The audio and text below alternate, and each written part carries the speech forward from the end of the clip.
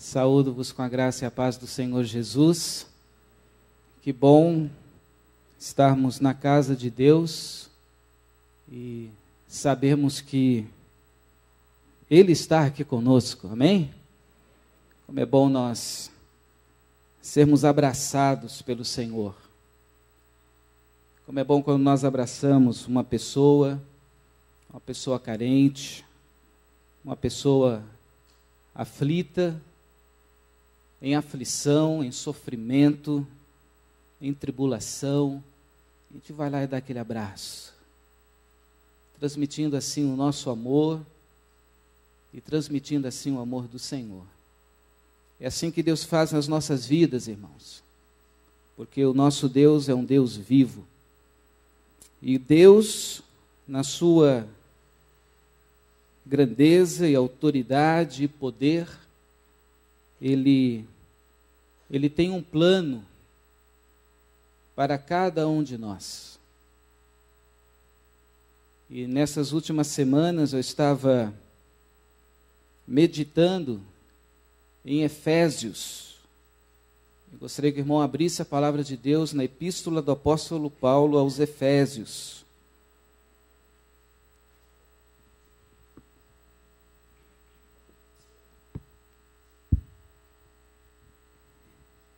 E nós desejamos nesta noite compartilhar com a igreja, com os nossos amigos, os nossos visitantes, nossos queridos, sobre o plano de Deus.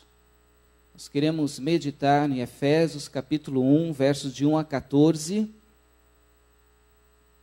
Eu gostaria muito que você mantivesse a palavra de Deus aberta durante a mensagem, não a feche. Acompanhe, mas nesse momento eu quero ler apenas os dois últimos versículos de Efésios capítulo 1, de 1 a 14, então os versos 13 e 14.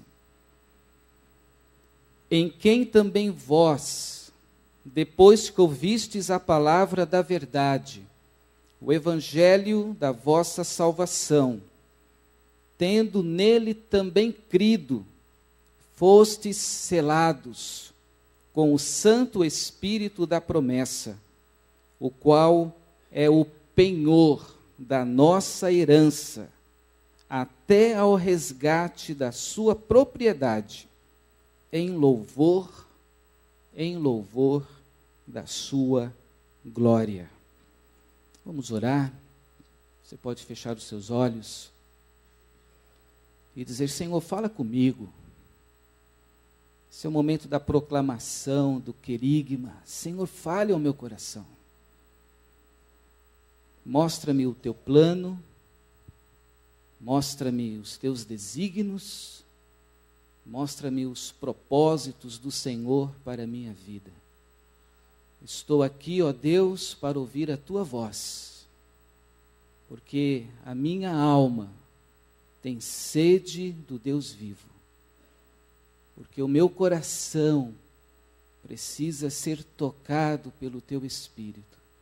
Porque a minha vida precisa de transformação. Mostra-me o teu plano, Senhor. Alcança a minha vida. No nome de Jesus. Amém. O plano de Deus. O que é um plano? Eu acredito que você deve ter um plano para a sua vida. Eu acredito que você deve ter um plano para a sua família, um plano para a sua empresa. Todos nós temos planos, idealizamos, projetamos, planejamos. E ter planos é algo muito bom. E Deus tem planos também. Desde a fundação do mundo e antes de criar os céus e a terra, Deus tinha um plano. O dicionário Aurélio define plano como um conjunto de métodos e medidas para a execução de um empreendimento ou de um projeto. Plano é um intento, plano é um propósito. Então hoje, nesta noite, eu quero falar sobre plano. Mas hoje, quando nós ligamos a televisão, quando nós estamos conversando, fala-se muito sobre plano econômico, que nos assusta às vezes. Falamos sobre plano estratégico, sobre estratégias, como fazer isto, como alcançar aquilo. Falamos sobre plano de saúde. Eu preciso ter um plano de saúde, qual é o melhor? E assim, etc, etc. Mas hoje eu quero falar sobre plano espiritual. Plano de Deus. Sobre o plano do Senhor para nós. Quando nós abrimos a palavra de Deus em Provérbios, capítulo 16, verso 1, diz que o coração do homem pode fazer planos. Deus deu ao homem o direito, a liberdade de fazer planos. Portanto, você pode fazer planos sozinho, você pode fazer planos em equipe, você pode planejar a sua vida, as suas atividades profissionais, a sua vida familiar, você pode planejar as suas viagens, as suas férias, etc. Mas outra verdade é que existe plano que leva à vitória, leva ao sucesso, produz vida, produz alegria e produz paz. Mas a outra verdade é que também existem planos que levam à derrota, levam ao fracasso, produzindo tristeza, destruição e também morte. Por isso que nós precisamos estar atentos quando planejamos. É por isso que precisamos entender o plano de Deus para nós.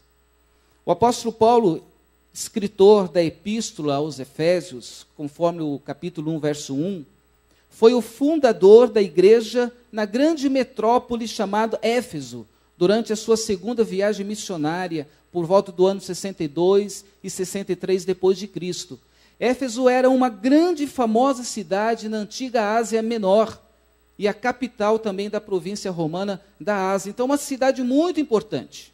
A cidade era também muito famosa, porque ela possuía um grande templo, e aquele templo tinha sido consagrado e dedicado à deusa Diana, conforme Atos capítulo 19, verso 27. Então aquela nação, aquele povo, as pessoas de Éfeso eram idólatras. Elas adoravam não o Deus Criador, sustentador dos céus e da terra, não o Deus que nos criou, o Deus que nos formou, o Deus que nos ama, o Deus que tem um plano para nós. Estavam eles distantes do plano de Deus. Estavam eles vivendo fora do propósito de Deus. O capítulo 1 de Efésios, versos de 1 a 14, o apóstolo Paulo ensina aos Efésios o plano de Deus. E é sobre esse plano que eu quero falar. O primeiro plano de Deus é que ele ensina algo muito importante. O plano de Deus é para a igreja. É interessante nós olharmos aqui no versos 3, 4, 5, 11 e 12. Deus tem um plano para a sua igreja, e Paulo fala sobre esse plano para a igreja de Éfeso, mas esse plano é para as igrejas de todos os séculos. Portanto, amados, esse é também o plano de Deus para a nossa igreja, para você, para mim, para todos nós. Os versículos 3 a 5, 11 e 12, Paulo diz que esse plano de Deus para a igreja é aquilo que Deus deseja de nós. O plano de Deus para a igreja, o plano de Deus para nós é aquilo que Deus deseja de mim. É aquilo que Deus deseja de nós como corpo de Cristo. E ele diz aqui, verso 4, Deus quer que você seja santo. A Bíblia diz, verso 4, nos escolheu para sermos santos. Ser reto, ser consagrado, dedicado, separado, é ser perfeito, ter maturidade cristã. Conforme Mateus capítulo 5, verso 48, é a busca pela santidade, é a busca pela pureza. Portanto, queridos, ser santo é ser transformado segundo a imagem de Cristo. É lindo quando nós observamos essa declaração em Hebreus capítulo 12, verso 14, quando o autor de Hebreus diz, sem santificação ninguém verá Deus. Queridos irmãos, hoje esse é um dos assuntos mais difíceis de serem pregados na igreja hoje.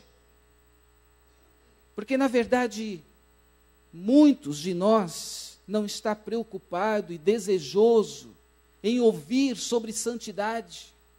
Porque é o que o mundo não quer, é o que o mundo não busca, é o que nós não temos visto ao nosso redor, não é aquilo que nós ouvimos.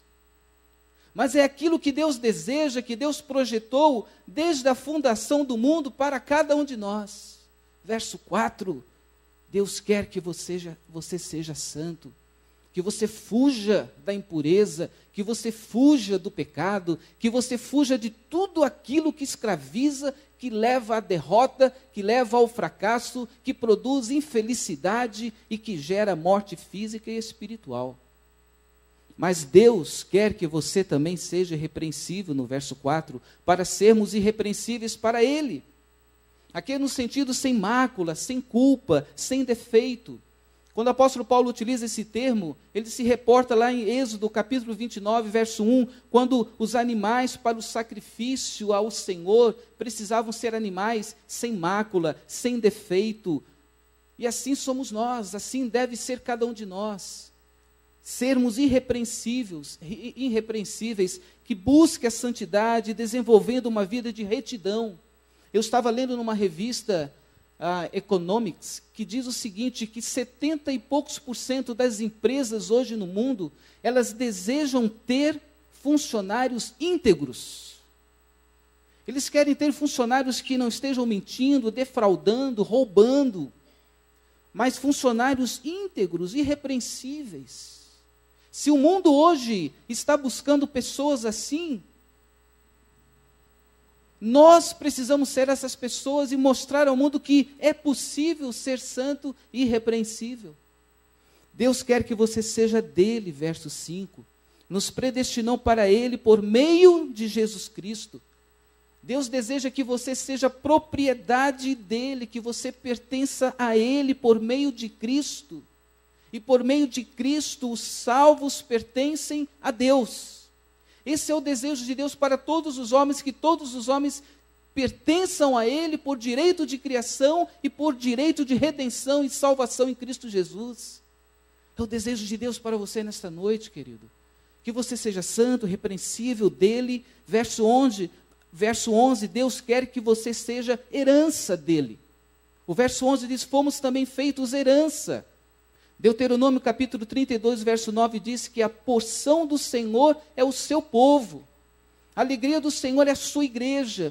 Deus quer que a sua igreja seja sua herança, uma herança santa, uma herança irrepreensível, que cada um de nós entendamos que nós somos dele e que devemos viver para ele.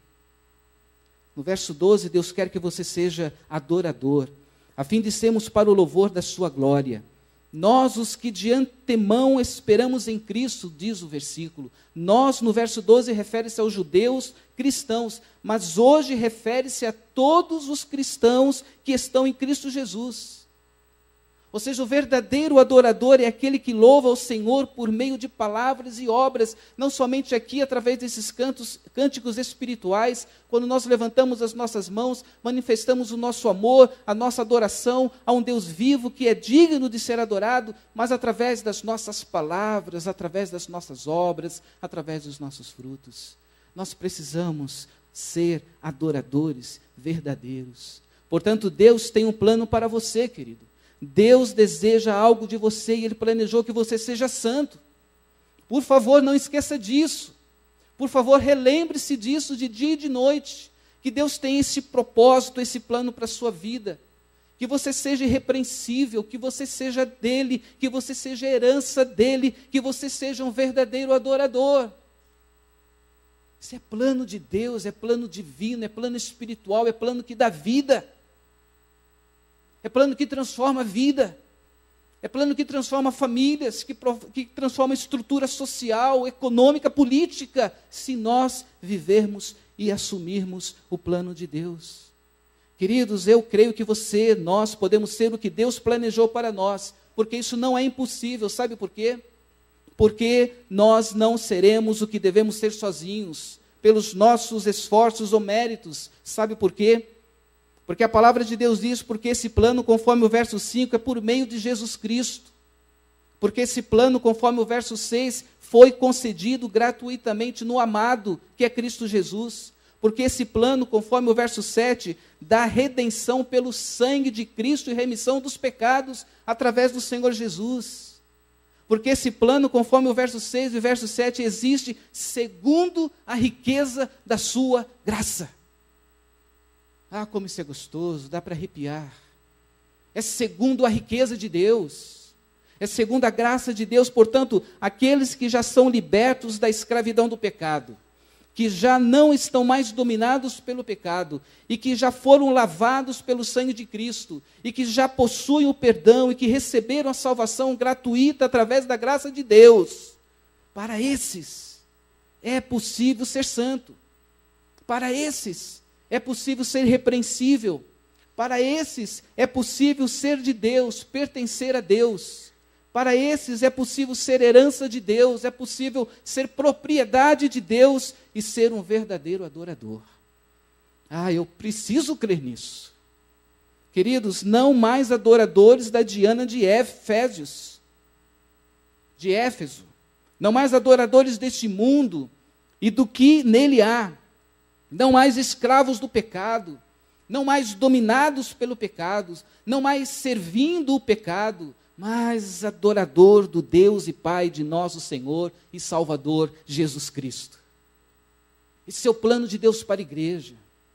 Resumidamente, bem rápido, tentando semear alguma semente no seu coração e na sua mente.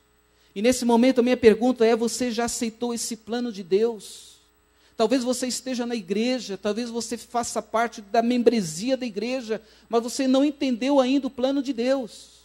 Que Deus quer que você seja santo, que Deus quer que você seja repreensível, que Deus quer que você seja verdadeiramente só dele, que você seja herança dele e que você seja um verdadeiro adorador. E se você ainda não entendeu isso, entenda hoje, e hoje é o dia oportuno para que você fale: eu quero fazer parte desse plano. Eu quero assumir que eu preciso fazer parte desse plano. O segundo plano que o apóstolo Paulo ensina é o plano de Deus para a criação, ou para o universo, verso 10.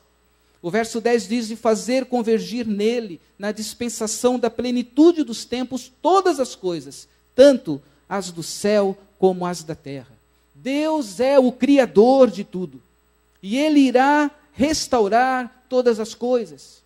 Quando nós abrimos a palavra em Colossenses capítulo 1, versos 16 e 17, diz assim: pois nele, em Cristo, foram criadas todas as coisas nos céus e na terra, as visíveis e as invisíveis, sejam tronos, sejam soberanias, quer principados, quer potestades, tudo foi criado por meio dele, de Cristo e para ele. Ele, Cristo, é antes de todas as coisas, nele tudo subsiste. Ah, isso é maravilhoso, queridos. Segundo o ensinamento paulino, Jesus Cristo é o centro. Todas as coisas têm sentido e todas as coisas têm existência em Cristo. Jesus é o cabeça universal de todas as coisas. Ele é o Rei dos reis, ele é o Senhor dos senhores. Então, o propósito e o destino da criação está resumida em quem? Em Jesus Cristo. Não há outro, é Jesus. Ou seja, todos os seres e todas as coisas giram em torno dele, em torno de Jesus. Ah, queridos, Deus criou todas as coisas, e conforme diz o apóstolo Paulo em Romanos capítulo 8, versos de 20 a 22, a criação ficou sujeita à vaidade. Entendido também como a queda cósmica, tendo como referência Gênesis capítulo 3, mas Deus permitiu, diz o texto, na esperança de que a própria criação será redimida do cativeiro da corrupção, porque toda a criação hoje geme e suporta angústias até agora. Toda a criação, os animais, os seres, talvez até inanimados, algo muito infinito, muito grandioso, talvez para entender na sua profundidade. Mas a criação geme. Em outras palavras, esses versículos estão dizendo que além da redenção, haverá também restauração. Sabe por quê, irmãos? Porque Jesus Cristo é Senhor. Sabe por quê, irmãos? Porque Jesus Cristo é o unificador de tudo e de todos. Ele não perde o domínio. Ele continua soberano. A verdade aqui é que Deus não está somente preocupado com o homem, comigo e com você, mas com toda a criação. Esta semana nós estamos ouvindo falar sobre a Conferência das Nações Unidas sobre o Desenvolvimento Sustentável, chamado Rio+20. Representantes do mundo todo estão reunidos hoje no Rio de Janeiro para encontrar os meios viáveis para consertar aquilo que o homem, nós, temos destruído ao longo da história. Isso é muito triste. Como está a nossa mordomia? Deus criou todas as coisas e colocou todas as coisas para o nosso domínio, para o nosso cuidado, para o nosso zelo. Nós somos mordomos. Essas coisas que nós temos destruído, um dia o Senhor vai cobrar de nós. Então nós precisamos analisar o que temos feito com a criação de Deus, pois um dia prestaremos conta de tudo. Temos que amar a criação, temos que preservar a criação. Mas o terceiro plano que o apóstolo Paulo ensina aqui é o plano de Deus para as pessoas, é o plano de Deus para o homem. O versículo 13 e 14, no verso 12, o apóstolo Paulo diz: nós os que de antemão esperamos em Cristo. O nós aqui refere-se aos judeus que de antemão haviam esperado no Messias, e aos judeus cristãos que confessaram a Cristo como Salvador. Agora, quando nós entramos para o verso 13, Paulo diz: no qual também vós. Agora, o vós está relacionado aos gentios que haviam crido em Jesus Cristo na cidade de Éfeso. Mas Paulo aqui mostra, irmãos, que o Salvador Jesus é Salvador de todos, de judeus, de gentios, de gregos, de europeus, de americanos, de asiáticos, de africanos. Ele é o Senhor e Salvador de todos. É Salvador dos judeus e dos gentios. O plano mais sublime e o plano mais maravilhoso que Deus tem para todas as pessoas de todas as classes, de todas as idades, de todas as cores e de todas as nações e povos, é o plano de salvação. Esse é o plano que ninguém pode apagar. Esse é o plano que ninguém pode destruir. Esse é o plano que ninguém pode aniquilar, porque é plano de Deus para todos os povos, para todas as nações, para todas as pessoas, de todas as classes, de todas as cores. Porque esse Deus que nós adoramos aqui nesse santuário é Deus de todos. Deus tem um plano e o plano foi desvendado. Não há mais mistério. O verso 9 diz: desvendando-nos o mistério da sua vontade. O mistério era trazer para Deus, através de Cristo, tanto judeus como gentios. Trazer como? Como é que se traz todas essas pessoas para Deus? O verso 9 diz: em Cristo. Em Cristo é a frase-chave de toda a epístola aos Efésios. Se você estudar Efésios, você vai ver que essa palavra em Cristo é a frase-chave de todos os capítulos. Porque o plano de salvação de Deus para todas as pessoas, de todas as partes do mundo, está em Cristo. Não está em outras pessoas, não está em outras coisas, está em Cristo. Então essa salvação, queridos, é ofertada gratuitamente. Essa salvação que nós proclamamos como Igreja de Cristo no século 21, e nós não podemos mudar esta mensagem, mesmo que muitos queiram, e mesmo que muitos estejam mudando. Esta mensagem que nós proclamamos, esta salvação é ofertada gratuitamente, pela graça de Deus, mediante o sacrifício de Cristo. Quando as pessoas decidem fazer voluntariamente duas coisas. E eu já estou terminando. Primeiro, quando elas decidem ouvir. A palavra de Deus diz que a fé vem pelo ouvir, verso 13, parte A. Diz assim: em quem também vós, depois que ouvistes a palavra da verdade, o evangelho da vossa salvação. Nós precisamos entender que a fé vem pelo ouvir, e nós precisamos anunciar a palavra. Você precisa ouvir a palavra, você precisa buscar a palavra de Deus, para que a sua fé cresça, para que você creia, para que você confesse, para que você aceite, para que você seja transformado, para que você venha para Cristo. A fé vem pelo ouvir. As pessoas precisam ouvir, e as pessoas precisam ouvir a pregação da palavra, da verdade. Queridos, a palavra da verdade é a pregação do Evangelho de Jesus Cristo. Não mudemos essa pregação. Essa pregação é para você, querido amigo, visitante. Pregação da palavra, pregação do Evangelho, pregação das Escrituras, a verdade de Deus para a sua vida, o plano de Deus para o seu coração. A palavra da verdade é a pregação do Evangelho de Jesus Cristo. Em Gálatas capítulo 2, verso 5 diz: para que a verdade do Evangelho permaneça entre vós. O que é que deve permanecer na sua vida, o que é que deve permanecer na igreja é a palavra da verdade, o Evangelho. Nós não podemos retirar isso. Então você está aqui nessa noite ouvindo o que é o plano de Deus para a igreja, o que é o plano de Deus para o universo, para a criação, o que é o plano de Deus para as pessoas, para o homem, e você precisa ouvir, mas precisa também, em segundo lugar, crer. O verso 13, parte B, diz: tendo também crido, fostes selados com o Santo Espírito da promessa. Você tem esse selo? Você tem certeza que você foi selado com o Espírito Santo da promessa? Ah, esse selo é o selo mais valioso do mundo. Existem colecionadores de selo. Eu mesmo comecei a fazer coleção de selos. Mas não tem um selo mais valoroso do que esse selo que o apóstolo Paulo traz aqui. O selo que é a presença do Espírito Santo. E diz o qual é o penhor da nossa herança, conforme o verso 14. É o sinal que garante o direito à vida eterna com Deus. Eu costumo usar aquela ilustração de uma carta. Eu escrevo uma carta para uma pessoa, ou eu preciso enviar um documento para uma empresa, e eu coloco dentro de um envelope, eu escrevo o endereço, coloco o nome do remetente, e vou naquela caixinha do correio e coloco ali dentro. E depois de alguns dias aquela carta retorna. E eu olho, mas por que retornou? E tem um carimbo, dizendo: faltou o selo. Sem o selo não pode chegar ao destino.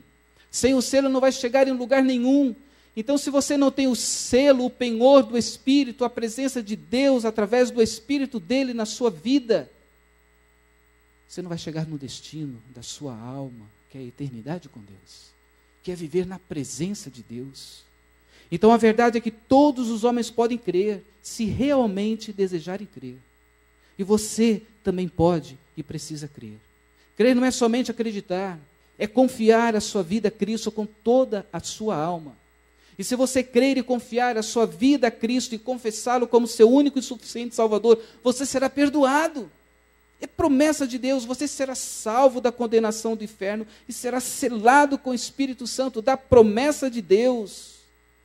Ele lhe dará uma nova vida, repleta de bênçãos, repleta de libertações, cheia de graça, cheia de vitórias sobre as lutas, as adversidades, as tribulações e os problemas desta vida. Não significa dizer que você jamais enfrentará todas estas coisas, mas você enfrentará com Cristo.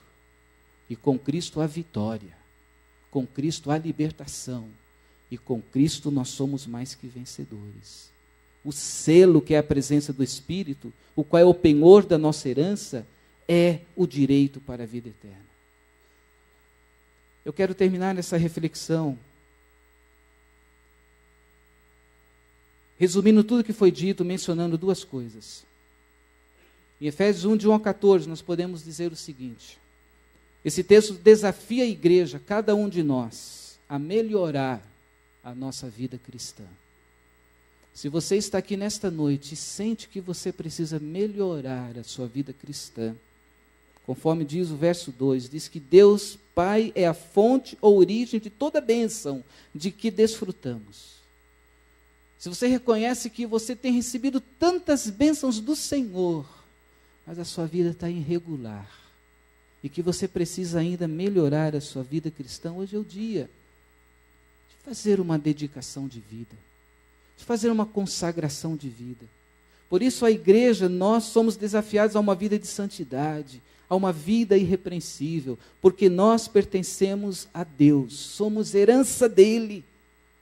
Aleluia. E por isso devemos ser verdadeiros adoradores. O povo de Deus existe para a glória de Deus. O verso 1 diz: bendito o Deus e Pai, bendizei o Deus e Pai, bendizei ao Senhor, que nos tem abençoado, nas regiões espirituais, na vida material, na vida familiar. Ah, irmão, se nós formos contar aqui, vence o meu tempo. É mesmo? Quantas bênçãos temos recebido do Senhor. E às vezes estamos com a nossa vida tão irregular, precisando melhorar a nossa vida cristã. Em segundo lugar, Efésios, de 1 a 14, diz que antes estávamos em Adão, agora estamos em Cristo. Nesses 14 versículos aqui, irmãos, Jesus Cristo é mencionado 15 vezes. Seja por título, Cristo Jesus, Cristo Senhor, o Senhor Jesus Cristo, o amado, ou por pronomes ou possessivos, ele, dele, 15 vezes, mostrando a centralidade de Cristo. Cristo quer ter a centralidade na sua vida, quer ter a autoridade na sua vida, o domínio na sua vida. E a frase em Cristo ou nele ocorrem 11 vezes, mostrando que aos que estão em Cristo estão libertos. Mostrando que aqueles que vivem para Cristo e por Ele, para Ele, estão libertos da condenação espiritual que veio sobre todos através do pecado de Adão. Não mais em Adão, mas agora em Cristo. Você deseja melhorar a sua vida cristã? Fazer um concerto com Deus? Fazer ajustes? Refazer os planos que você tem para a sua vida? Falar, Senhor, eu tenho planejado tanto, mas eu tenho fracassado tanto também. Eu planejo tanto, mas eu não consigo ver resultados bons para minha família. Resultados saudáveis no meu relacionamento conjugal. Resultados na vida financeira. Senhor, eu quero que o Senhor faça os planos agora. Eu quero que o Senhor tome posse da minha vida e planeje isso. Porque eu quero ter uma vida cristã diferente. E essa diferença é dizer, Senhor, os teus planos, é o desejo do Senhor para mim, que é ser santo, que é ser irrepreensível, que é ser do Senhor, que é ser herança dEle, possessão dEle. E eu quero ser um verdadeiro adorador. Não quero brincar de ser adorador, não.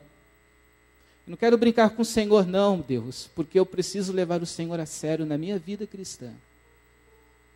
Você pode fazer isso hoje. E aos que aqui estão e sentem que precisam de algo maior, de salvação, sente-se perdido, sem rumo, sem direção, com incertezas, sem saber o que acontecerá amanhã se você morrer ou hoje, que há tanta insegurança quanto ao futuro. Jesus quer libertar você.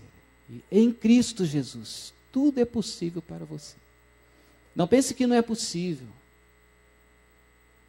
Hoje o mundo diz, não, você não pode, você não consegue. Jesus diz, comigo você pode. Comigo você vai conseguir. Comigo é possível, porque em Cristo e por Cristo, tudo é possível na sua vida. E Jesus quer libertar você